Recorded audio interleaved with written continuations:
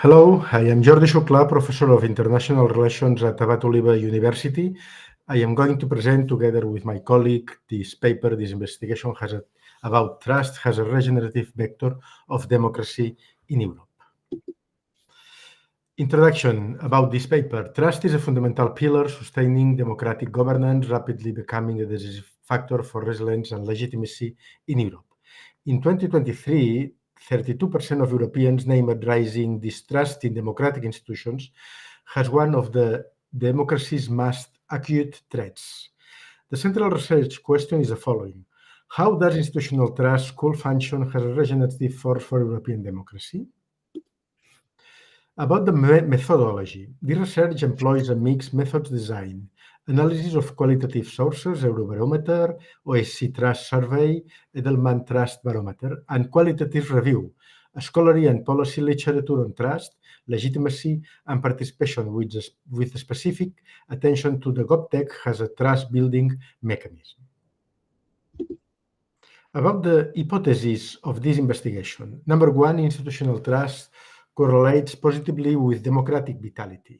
Participation, legitimacy, and public acceptance of outcomes is the main topics of this main first hypothesis. Hypothesis two, digital innovations, especially GovTech, foster trust when enabling reciprocal, accountable interaction.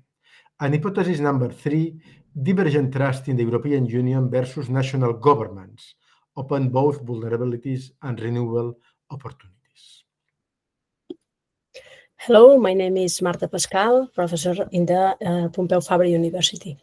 Regarding the theoretical framework, we must pay attention that political trust is defined as citizens' confidence in institutions and leaders to act competently, fairly, and in the public interest. But this concept overlaps with social trust, collectively forming the social capital concept that, for example, Putman or Ursleiner underlined. Empirical research demonstrates that political truth fosters acceptance of electoral outcomes, citizens' engagement, and system legitimacy.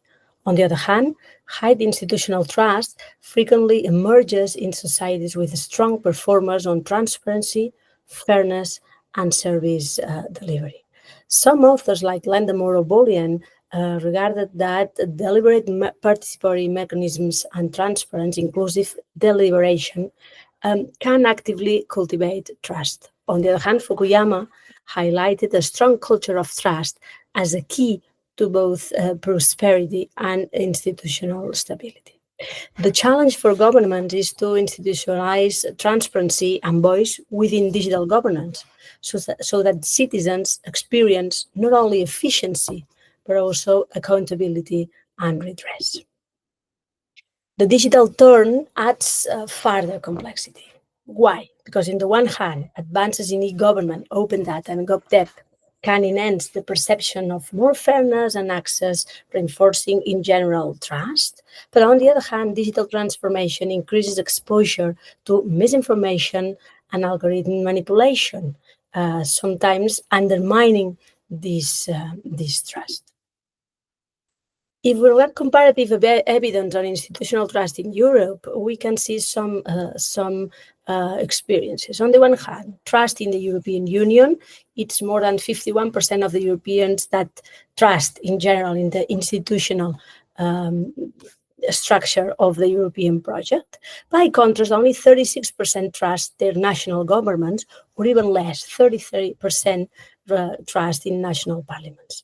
The regional variations are quite important. On the one hand, the Nordic and the Benelux routinely surpass this 60% on trust, both in national and the EU institutions. On the other hand, Southern and Eastern Europe reports rates below 25%, and for example, Spain and Italy fluctuate below, but near the European Union averages. Trust in business and science is getting up, is getting higher. Trust in business is more than 60%, and 2/3 of the respondents trust in science. The emergence of the GovTech sector and its applicability could be a good tool in order to improve these layers of trust between between citizens and institutions. We have some examples regarding the European GovTech landscape, which is rapidly maturing. For example, in France, the market tops more than 60 billion euros. Lithuania, for example, with the development of the GovTech Lab ecosystem, has executed more than 100 solutions with demonstrable public impact. And for example, some policies like Interoperable Europe Act, which was approved last year, offer a common governance and standards framework facilitating cross-border scalability and the adoption of citizen-centric digital services. But there are three main GovTech trust drivers. On the one hand, the competence and the reliability. On the other hand, the integrity by design. And finally, the participation and redress, which is to say digital feedback, consultation, and complaint handling offers citizens visible means to influence decisions. Cross-national data confirm that the quality and the inclusiveness of digital services closely track both adoption and trust. Regarding the technology use patterns in Europe, we may say that more than 70% of the Europeans between 16 and 74 years old have online interaction with public authorities. The highest top example is Denmark with 99%. For example, in Finland, we have 96%, which is clearly a good example in order to work with digital adoption.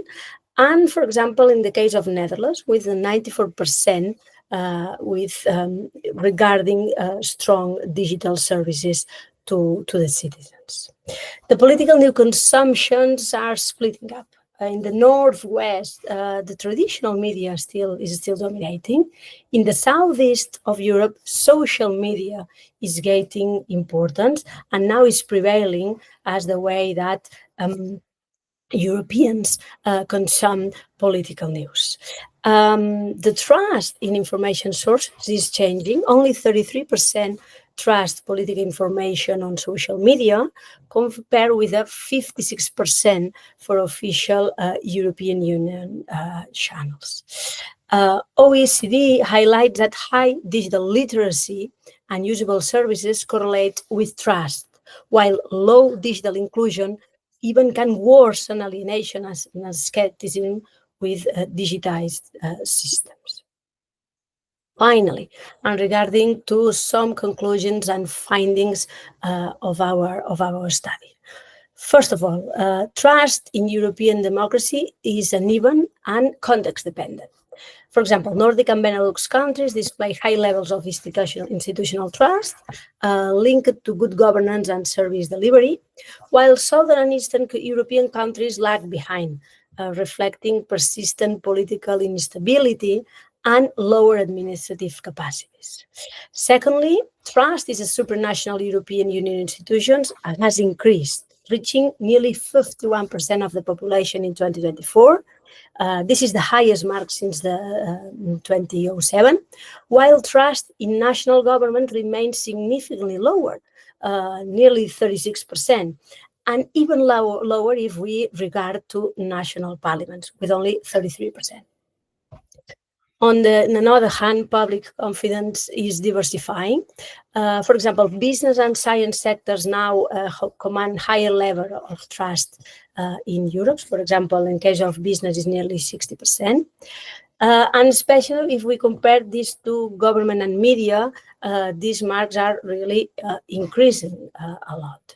So we can probably consider a realignment of citizens' expectations towards these actors, which are clearly demonstrating more reliability, transparency, and innovation. Fourthly, the expansion of GovTech across Europe shows promise in terms of an opportunity to improve this trust, confidence of the citizens with the institutions.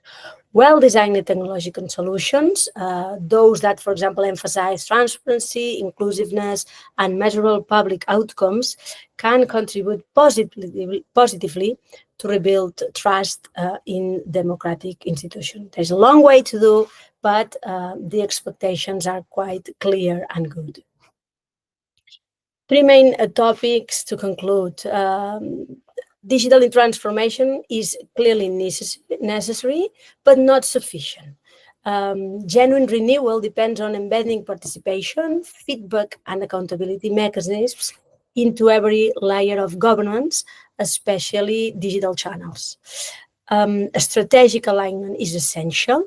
The European Union's digital agenda, with transparency policies and resilience initiatives, must institutionalize trust as a core. Trust is not just an excuse to improve our life. It should be something core in the portfolio of the European institutions. And finally, future research and policy directions. We should explore how innovative citizen-centered technologies can help us in terms of efficiency, and they can foster participatory democracy and ensure that public institutions adapt to evolving expectations and give outputs to our citizens. Thank you very much.